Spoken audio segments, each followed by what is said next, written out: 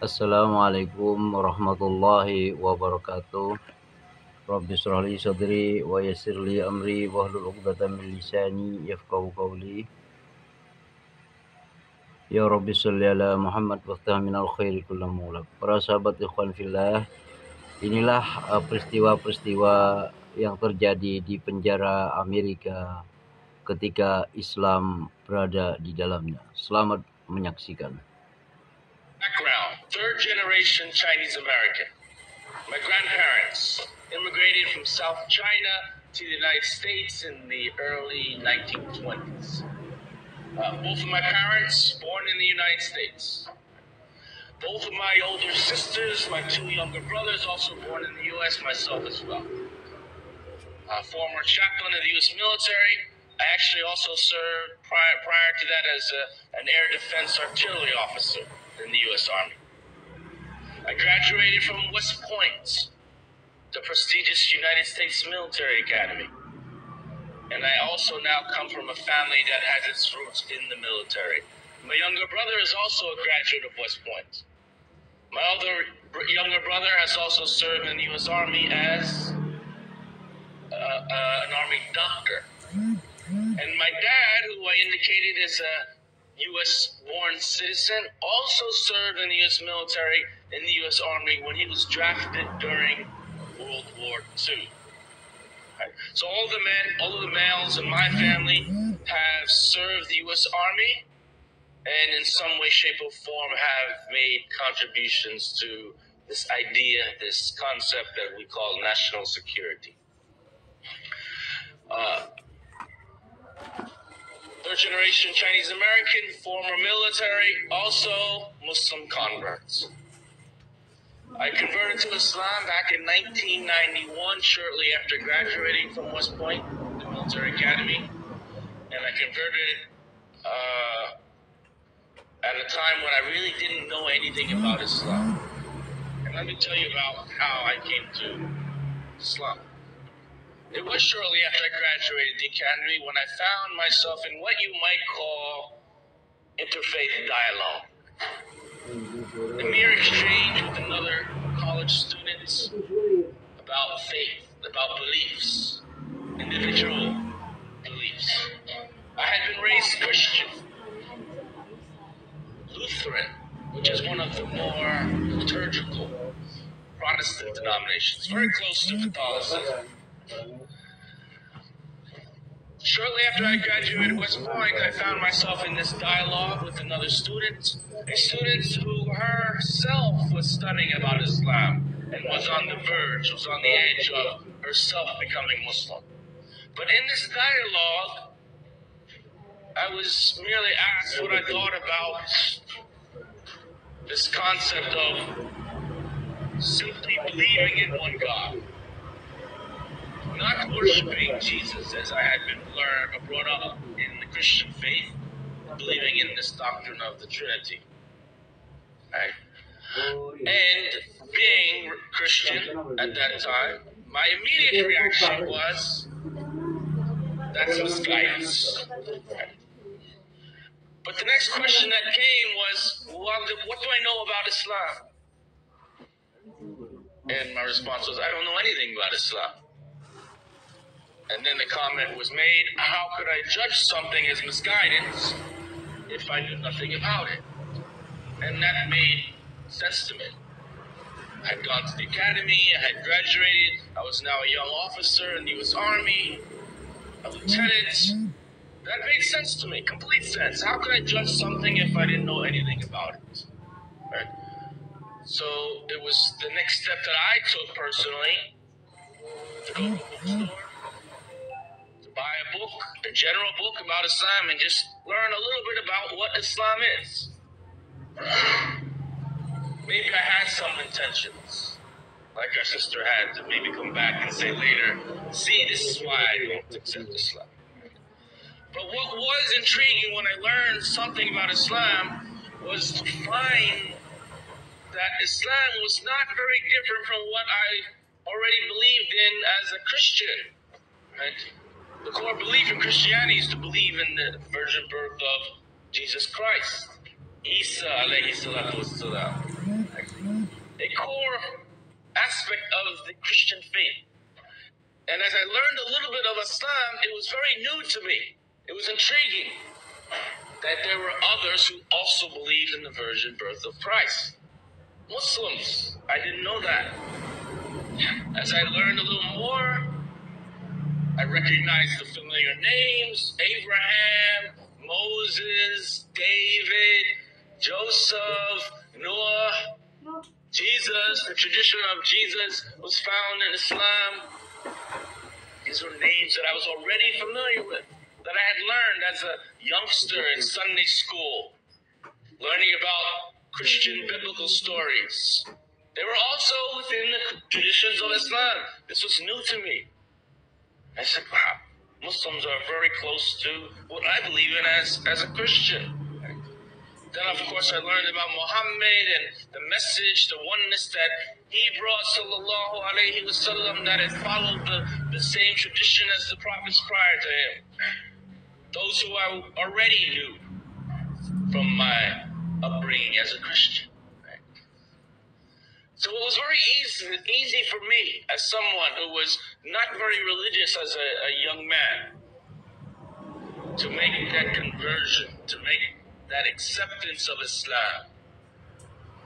And when I did, when I became Muslim, when I said, Ashhadu an la ilaha illallah, wa ashhadu anna Muhammad Rasulullah, for me, I thought I would be practicing Islam as I was already practicing Christianity.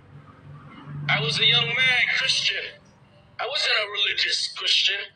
I didn't go to church every Sunday. I wasn't involved in Bible studies throughout the week. I was just a simple Christian. And when I became Muslim, I took that same approach. I'm just going to be a simple Muslim. I knew Muslims, we pray 5 times a day. We fast Ramadan. We make that intention to go to Hajj, pilgrimage. When I became Muslim, I said, I'm just going to be a simple Muslim. I saw others immediately being plunged into a new faith and learning very quickly. I saw others who made more than just 5 prayers a day. They made Sunnah prayers. They prayed at night. I saw others who were fasting not in Ramadan, on Mondays and Thursdays, or maybe there were other brothers who were fasting every other day. There were people I met who had gone to Hajj. And I would hear that question, how many times have you made Hajj? 1, 2, 3, 4, many times. But when I became Muslim, I was like, you only have to make Hajj once. So I'm going to be a simple Muslim. One day I'll go and make Hajj. But it was only 5 months later, as a young lieutenant, shipped off to Germany, where I was serving my first duty assignment. And from Germany, we got orders to deploy to Saudi Arabia. This was in 1991, in the aftermath of the first Gulf War. The conflict had already ended, but we got our orders. There was some talk that maybe there would be a second bombing of Baghdad. That never occurred, alhamdulillah. But nevertheless, my unit, a Patriot missiles unit, was sent to Saudi Arabia. Now I was in Saudi Arabia. I'd only converted to Islam 5 months earlier on the American compound where we were based on the King Abdulaziz Air Base. There was a huge tent. Some people refer to it as a camel tent. But in front of this tent, there was a sign that said, Saudi Cultural Center.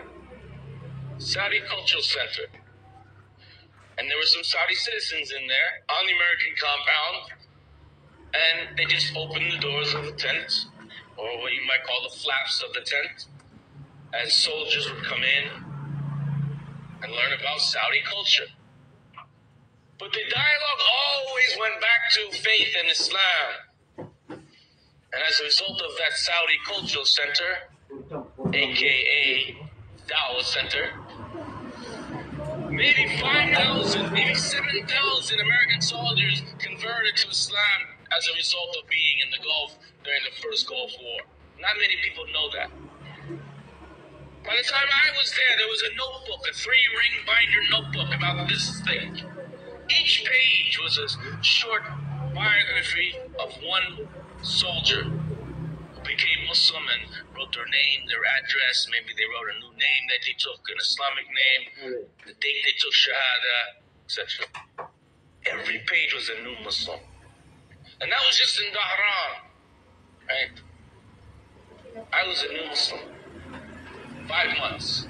Inside this Saudi Cultural Center, this Dawah tent, there was also something I found that was very interesting. It was a memorandum. I found this memorandum. It was a military memorandum. Right? It was signed by 2 generals. It was signed by the general of the Saudi Air Force. And it was signed by the general of the American forces. And this joint memorandum said that any American Muslim soldiers that were there in Saudi Arabia could get 4 days off from their military duties to go to Mecca, make pilgrimage. I was a new Muslim. I said, wow, I'm a new Muslim. I got to go to Mecca once in my life. I'm going to take this opportunity.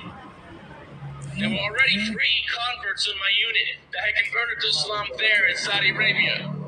So these 3 new converts, myself also a new convert from 5 months, 6 months now.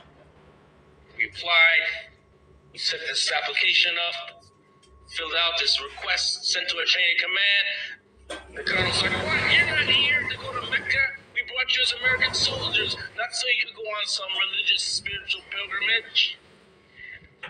Sir, there's a memorandum signed by the general. Says all American Muslims who are here can get this pass to go to Mecca. Approved. Can't go against the general. Right? So now I'm on my way to Mecca, being escorted by some of the brothers who worked inside the Saudi tent, Air Force personnel, Saudi Air Force, some Saudi citizens. They escorted us to Mecca. Right? I'm still a young Muslim, 5 months. I became Muslim. I was just a simple Muslim. Still, my stereotype of Muslims was much like that of those in America and maybe here in the UK and in other places in the West. That when someone says Islam or Muslim, they think Arab, Middle East, South Asia, maybe in America, Nation of Islam, Farrakhan, Black Muslims from the hood, right? Still, that was my impression as a Muslim, a new Muslim who took the Shahada based on the doctrine, right?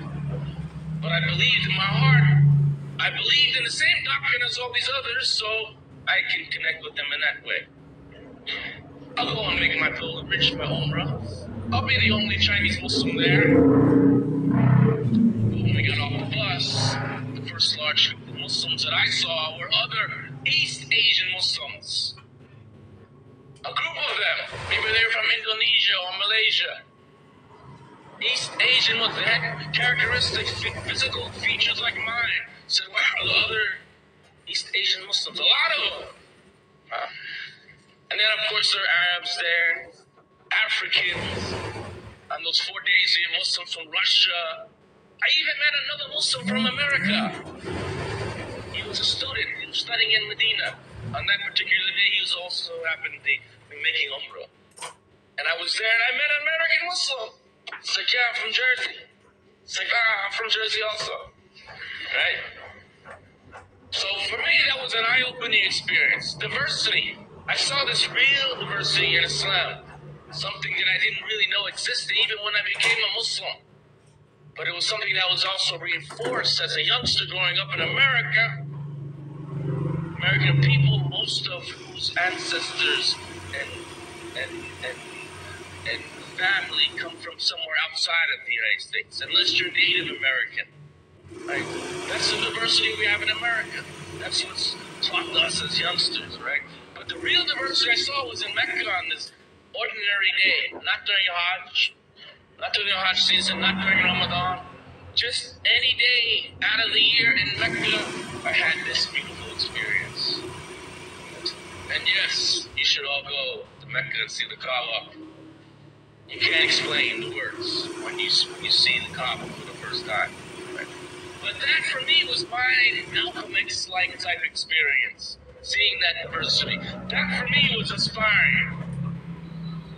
And as I returned back to that military base in Saudi Arabia, I said, hey, we got Muslims in the military now. Got a lot of converts. We got Jewish chaplains, Christian chaplains. Where are the Muslim chaplains? We didn't have any. I'm an officer. I graduated from West Point. I'm a new Muslim. Now inspired by my faith. Maybe one day I'll become a chaplain. And I would set out to do that. I left active duty. I left the military in mid-1993, hoping maybe one day I would be the first chaplain, first Muslim chaplain to serve the United States Army. Didn't happen. But by 2001, January, I did get the opportunity to return to the ranks of active duty as an officer and as a Muslim chaplain. I wasn't the first, but in January 2001, I was the newest. Right? That was my journey to Islam. And then that was my journey to becoming a Muslim chaplain. How much time have I got? 5 minutes. Gotta make a long story short. 2001, I entered the ranks as a chaplain. 9 months later, 9/11. Attacks on the World Trade Center, attacks on the Pentagon. Fourth flight in Pennsylvania crashed. 9/11. Troops from America go and invade Afghanistan. Captured prisoners. Where do they bring them? Guantanamo Bay. Guantanamo Bay. Who do you think they would send as a chaplain to Guantanamo? A place where they were holding hundreds of Muslim prisoners? A Muslim chaplain. And we got our guy, Chaplain Yee. He's a West Point graduate. He's an officer. He's a lieutenant. He's got the right words. Gosh, even after 9/11, he said, whoever carried out these attacks, whether they were Muslim or not Muslim, need to be brought to justice. That's our guy. They sent me to Guantanamo. I was chaplain in Guantanamo Bay. Right? It was quite clear when I got to Guantanamo Bay, these hundreds of Muslim prisoners were being abused, were being tortured in ways that I don't have time to go into today. But I objected to those abuses. And when I objected to those abuses, what happened? The government, the U.S. government and military then turned on me. I was thrown in prison. I was accused of being a terrorist, a spy for the suspected Taliban and Al-Qaeda prisoners held in Guantanamo, most of whom were not terrorists and were swept up in the wrong place at the right time. I was thrown in prison. I was treated just like the prisoners in Guantanamo, shackled the wrists, the waist, the ankles, in a suit of chains. Chains, right? The blackened out goggles that go over your eyes, yep, they were put on my eyes too. The devices that go over your ears to prevent you from hearing, this is something called sensory deprivation. Sensory deprivation. I was subjected to sensory deprivation, and it was something that I knew about because I saw that's how they treated the prisoners at Gitmo. Right? They tried to charge me or accuse me of being a terrorist, a traitor to my own country. Ultimately, I was released from prison in solitary confinement for 76 days. After those 76 days, none of those charges came on my account. They did try to charge me with what they called mishandling classified information. But when they couldn't even show, the government could not even show that I had classified information, even those lesser offenses were dropped. I was cleared, reinstated as a Muslim chaplain back in my home base, back in the United States. How long do you think it took for me to resign from the U.S. military? Not long. I tendered my resignation. I got an honorable discharge in January 2005. An honorable discharge. And even when I left the military, they gave me a second U.S. Army Commendation Medal.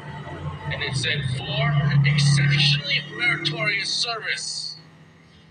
All right, how do you figure that one out, right? I got an honorable discharge, another medal, after they had tossed me into prison, accused me of being a spy, accused me of being a traitor, subjected me to sensory deprivation, took me away from my family, held me in solitary confinement for 76 days, 30 of which was during the month of Ramadan, back in 2003. The military knew, the U.S. government knew they made a mistake. But today, no one in any official position of leadership has ever given me an apology. That's my story. That's my journey to Islam, my journey to become a chaplain. This was my ordeal that I went through as a chaplain at this prison camp called Guantanamo Bay. At a time when not many people around the world knew exactly what was going on. That gives you an insight as to why they then threw me in prison and wrongfully accused me of being a terrorist. It's been a pleasure. I look forward to questions and hearing some more insight from our colleagues.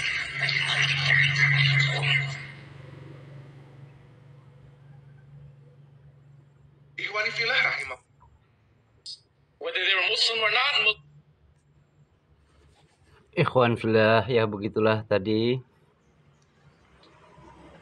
seorang tentara Amerika ini difitnah saat menjadi muslim sehingga dia dijebloskan ke penjara. Terima kasih. Wassalamualaikum warahmatullahi wabarakatuh.